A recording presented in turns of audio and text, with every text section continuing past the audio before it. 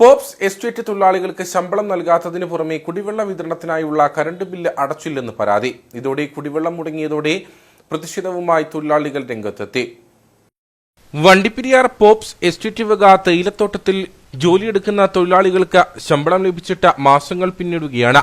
ഇതിന് പിന്നാലെയാണ് തൊഴിലാളികളുടെ കുടിവെള്ളവും മുടങ്ങിയത്. പമ്പ് സെറ്റ് പ്രവർത്തിപ്പിക്കുന്നതിന്റെ കറണ്ട് ബില്ല് അടയ്ക്കാതെ വന്നതോടെ KECB ഫ്യൂസ് ഊരിയതാണ് പ്രതിസന്ധിക്ക് കാരണം.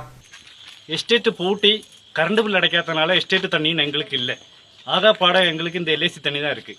LIC தண்ணி 10 நாள் ஆச்சு திறந்து விட்டுட்டு இங்கே யாருக்குமே ஒரு பிள்ளைகளை வச்சுக்கிட்டு இருக்காங்க, சோமில்லாதவங்க இருக்காங்க.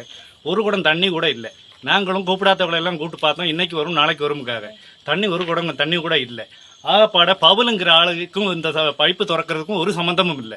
அந்த ஆளு நாங்கள் கூப்பிட்டா அந்த ஆளு அகங்காரமாக தான் பேசுறாரு. அந்த ஆளுக்கும் இந்த எங்களுக்கும் ஒரு சம்பந்தம் இல்லை இந்த பைப்புக்கும். ஆனால் என்ன சம்பவம்னா அந்த ஆளு 1 மணிக்கு திறந்து விடுறாரு தண்ணி. இப்ப எஸ்டேட் அடைச்சிருக்கிறனால எல்லாரும் ஏலக்காட்டுக்கும் ரோட்டு வேலைக்கும் போறவங்க தான் இருக்கு. ரோட்டு வேலைக்கு போறவங்க கூடுதல் இருக்காங்க.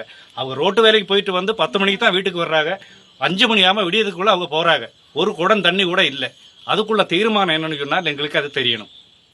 അടിയന്തരമായി കുടിവെള്ളക്ഷാമം പരിഹരിക്കുന്നതിന് നടപടി സ്വീകരിക്കണമെന്നാണ് തൊഴിലാളികളുടെ ആവശ്യം. അല്ലാത്തപക്ഷം പ്രത്യക്ഷ സമരത്തിനൊരുങ്ങുകയാണ് തൊഴിലാളികൾ.